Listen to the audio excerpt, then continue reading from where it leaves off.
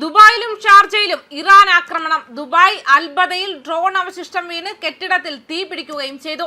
4 പേർക്ക് പരിക്കേറ്റു. ഷാർജയിലെ അൽതുരായ ടെലികോം കമ്പനിയുടെ ഓഫീസിന് നേരെയാണ് ആക്രമണം ഉണ്ടായത്. ആർക്കും പരിക്കില്ലെന്ന് അറിയിച്ചു. ദുബായ് തീരത്തെ എണ്ണ ടാങ്കറുകൾക്ക് നേരെയും ഡ്രോൺ ആക്രമണം ഉണ്ടായി. തീരത്ത് നിന്ന് 34 നോട്ടിക്കൽ മൈൽ അകലെയാണ് സംഭവം നടന്നത്. ആർക്കും പരിക്കില്ലെന്ന് ദുബായ് മീഡിയ ഓഫീസ് അറിയിക്കുകയും ചെയ്തു. തീ അണയ്ക്കാനുള്ള ശ്രമം തുടരുകയാണ്. ടാങ്കറിൽ ഉണ്ടായിരുന്ന 24 ജീവനക്കാരും സുരക്ഷിതരാണെന്നാണ് വിവരങ്ങൾ. കുവൈറ്റിന്റെ പടുകൂറ്റൻ എണ്ണക്കപ്പലായ അൽ സലാമിക്ക് നേരെയാണ് ഡ്രോൺ ആക്രമണം ഉണ്ടായത്. 332 മീറ്റർ നീളവും 60 മീറ്റർ വീതിയുമുള്ളതാണ് അൽ സലാമി പടുകൂറ്റൻ എണ്ണക്കപ്പൽ. 3,19,660 ടൺ ഇന്ധനശേഷി കപ്പലുണ്ട്. അതേസമയം സമാധാന കരാർ ഉണ്ടാക്കിയില്ലെങ്കിൽ ഇറാന്റെ ഊർജ്ജ സ്രോതസ്സുകളും കടൽ വെള്ള ശുദ്ധീകരണശാലയും ഉടൻ തന്നെ അടിസ്ഥാന സൗകര്യങ്ങൾ തകർക്കുമെന്ന് US വ്യക്തമാക്കിയിരുന്നു. പ്രസിഡന്റ് ഡൊണാൾഡ് ട്രംപ് തിങ്കളാഴ്ച ഭീഷണിപ്പെടുത്തിയിരുന്നു. ഇറാന്റെ എണ്ണ കയറ്റുമതി കേന്ദ്രമായ ഖാർഗ് ദ്വീപ് US സൈന്യം പിടിച്ചെടുത്തേക്കുമെന്നും മുന്നറിയിപ്പ് നൽകിയതിനു പിന്നാലെയാണ് പുതിയ ഭീഷണി വന്നത്. ഇറാനുമായുള്ള സമാധാന ചർച്ച നന്നായി പോകുന്നു എന്ന് പറഞ്ഞതിനൊപ്പമാണ് ഭീഷണിയും മുഴക്കിയത്. സംഘർഷ പശ്ചാത്തലത്തിൽ സ്കൂളിലെ ഓൺലൈൻ പഠനം നീട്ടിയിട്ടുണ്ട്. ഏപ്രിൽ 17 വരെ വിദ്യാലയങ്ങൾ തുറക്കരുതെന്നും പഠനം ഓൺലൈൻ മാത്രമാണെന്നും അറിയിച്ചു. വിദ്യാർത്ഥികളുടെ തീരുമാനം അധ്യാപകരുടെയും സുരക്ഷ മുൻനിർത്തിയെന്നും വിദ്യാഭ്യാസ കാര്യം അറിയിച്ചു.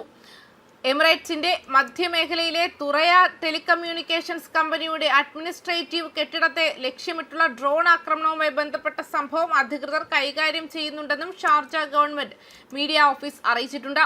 മാർച്ച് 30 തിങ്കളാഴ്ച നടന്ന സംഭവത്തിൽ ഇറാനിൽ നിന്നും വന്നതായി പറയപ്പെടുന്ന ഒരു ഡ്രോൺ ഉൾപ്പെട്ടതായി അർദ്ധരാത്രി കഴിഞ്ഞപ്പോൾ പുറത്തിറക്കിയ പ്രസ്താവനയിൽ ഉദ്യോഗസ്ഥർ സ്ഥിരീകരിക്കുകയും ചെയ്തു.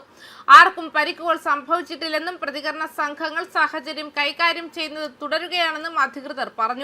കിംവദന്തികൾ പ്രചരിപ്പിക്കുന്നത് ഒഴിവാക്കണമെന്നും വിവാദങ്ങൾക്ക് ഔദ്യോഗിക സ്രോതസ്സുകളെ മാത്രം ആശ്രയിക്കണമെന്നും അതോറിറ്റി പൊതുജനങ്ങളോട് അഭ്യർത്ഥിച്ചു. സംഭവ വികാസങ്ങൾ പുറത്തു വരുമ്പോൾ അപ്ഡേറ്റുകൾ നൽകുമെന്നും കൂട്ടിച്ചേർത്തു.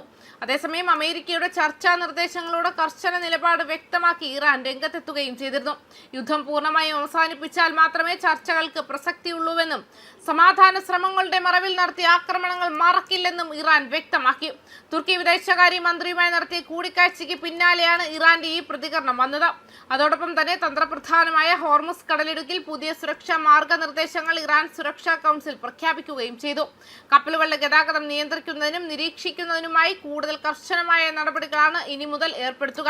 മേഖലയിലെ സംഘർഷാവസ്ഥയ്ക്കിടയിലും ഇന്ത്യയിലേക്കുള്ള ഇന്ധന നീക്കം തടസ്സമില്ലാതെ തുടരുന്നത് വലിയ ആശ്വാസമാണ്.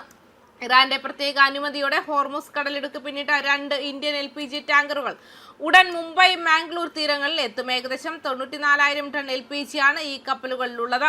അതേസമയം കുടുങ്ങിക്കിടക്കുന്ന ബാക്കി 18 ഇന്ത്യൻ കപ്പലുകൾക്കും ഉടൻ തന്നെ യാത്രാനുമതി ലഭിക്കുമെന്നും കേന്ദ്ര സർക്കാർ അറിയിച്ചിട്ടുണ്ട്.